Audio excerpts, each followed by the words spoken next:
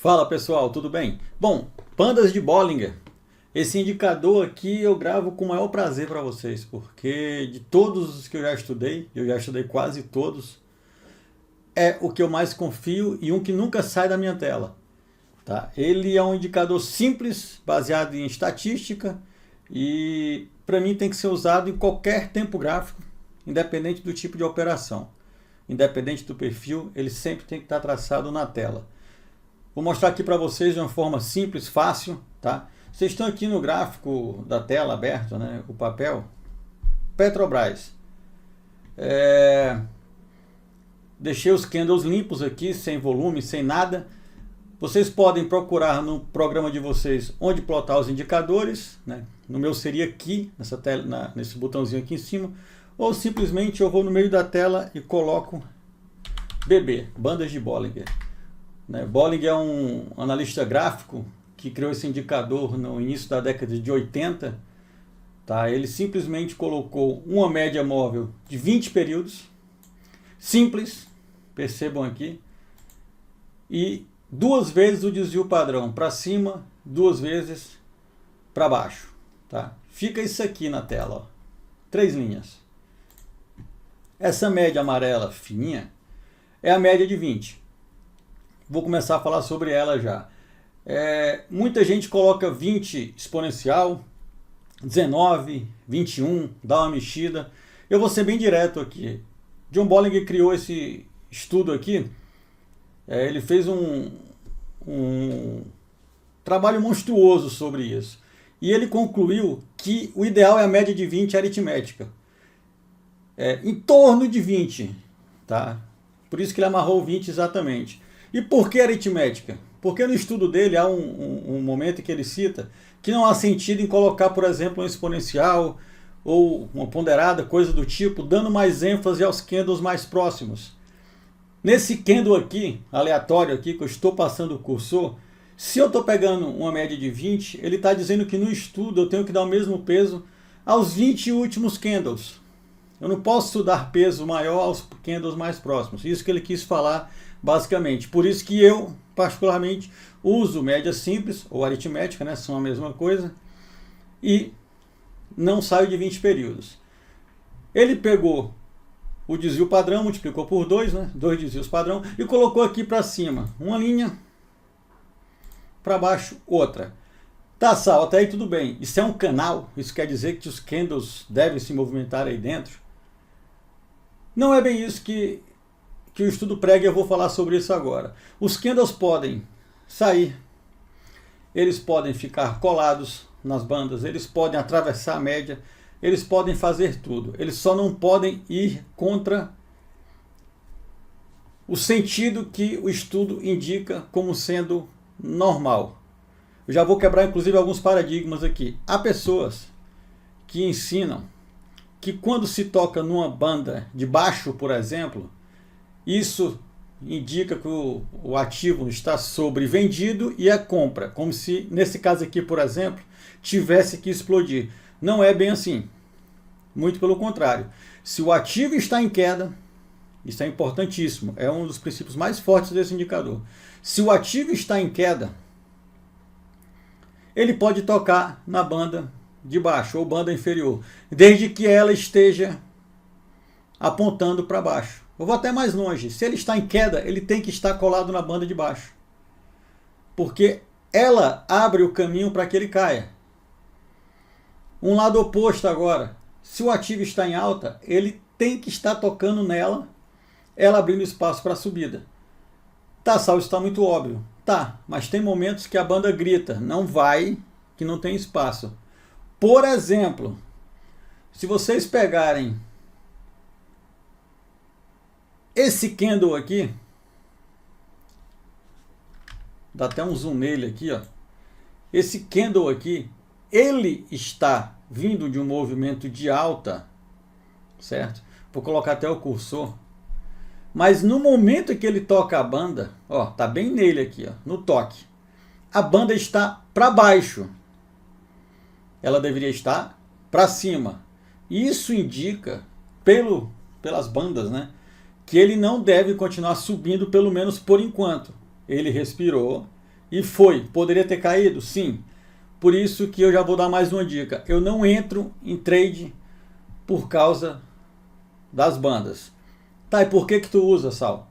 Porque se as bandas falam algo que vai contra a minha técnica, o meu motivo de entrada, eu não entro. Pode estar tudo alinhado, mas eu jamais vou contra as bandas de Bollinger.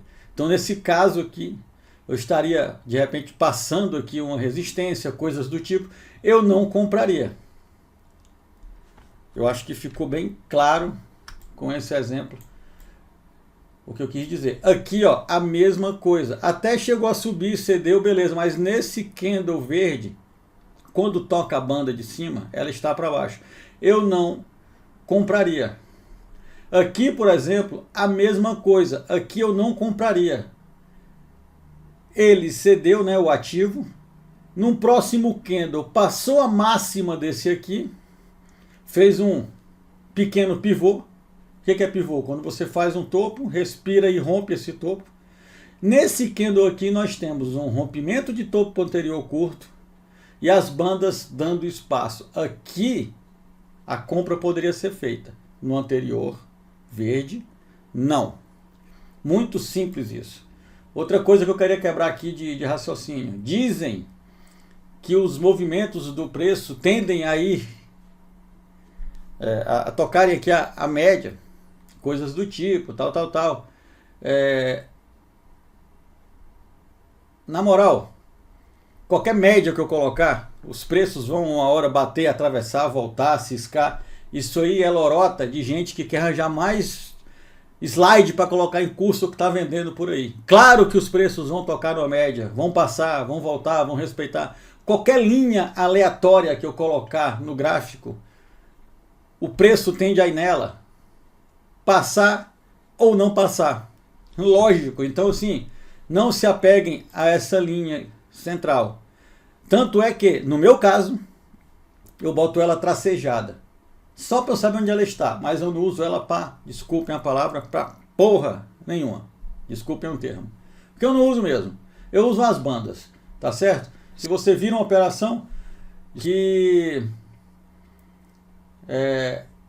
está no meio delas aqui, ó. Para que elas servem? Para nada. O principal motivo de eu ter as bandas no meu gráfico, o principal motivo é, possivelmente, invalidando algum trade meu, eu não entrar. Isso reduz estatisticamente e quantitativamente, em valores absolutos, chamem como quiser, o número de operações erradas ou que dariam prejuízo no meu saldo bancário. Se eu tenho 50% de chance de acerto em qualquer operação, independente do motivo, ao usar as bandas, eu não tenho mais 50%. A minha chance de ter um número maior de acertos aumenta, tá certo? Porque eu estou usando estatística de forma pura. Então eu repito, não canibalizem, modifiquem ou, sei lá, inventem com esse indicador. É exatamente a forma que eu estou falando aqui. Tá, e usa ele sozinho? Para invalidar um trade, sim. Para entrar na operação, existem pessoas, eu não sou contra, aí é outra história, que combinam ele com outros indicadores. Por exemplo, sei lá, eu estou com um ativo em alta, as bandas estão dando espaço, aqui tem um micro pivô e de repente, sei lá, eu ploto aqui um IFR ou um MACD ou sei lá, um high-low da vida e eles estão, por algum motivo pessoal, chamando uma operação de compra. Eu acho muito interessante, porque as bandas eu estou falando de um indicador baseado em estatísticas sobre ter espaço ou não. Ele não mede força. Né? Então, se eu pego um indicador que mede força, um que mede tendência e faço uma junção, é sim interessante. Sabendo utilizar, sim. Eu vou mudar aqui o ativo, que tem uma última situação que eu queria mostrar para vocês. Ó. BB, bandas de Bollinger. Vai aparecer a telinha. 10 períodos não, eu uso 20. Criar. Quando o ativo entra em movimento lateral, ou seja, acumulação barra distribuição, para quem não sabe, quando está de lado ele não está acumulando, quando ele está de lado ele está de lado. Ele é acumulação se após a lateralização subir, e ele é distribuição se após ficar de lado, descer. Nesse caso foi distribuição, porque ele entrou em movimento lateral e caiu. Sempre que isso acontece, as bandas se juntam. Por quê? Porque se os preços ficam próximos durante 20 candles, desvio padrão reduz. Estatística pura e o indicador é movido à estatística, né? Então, se juntam. Quando entra o movimento de tendência posterior, nesse caso aqui de alta, nesse caso aqui de baixa, lógico que as bandas vão ter que abrir. Existem pessoas que ensinam que quando a banda abre, tá chamando o trade. Não, pessoal, não é bem assim. Se entrar em movimento de tendência pós-lateralização, claro que as bandas vão abrir. Isso aí é uma consequência do candle. O candle estar em alta, abre a banda. A banda não vai abrir antes do candle subir. É bom deixar isso claro, por quê?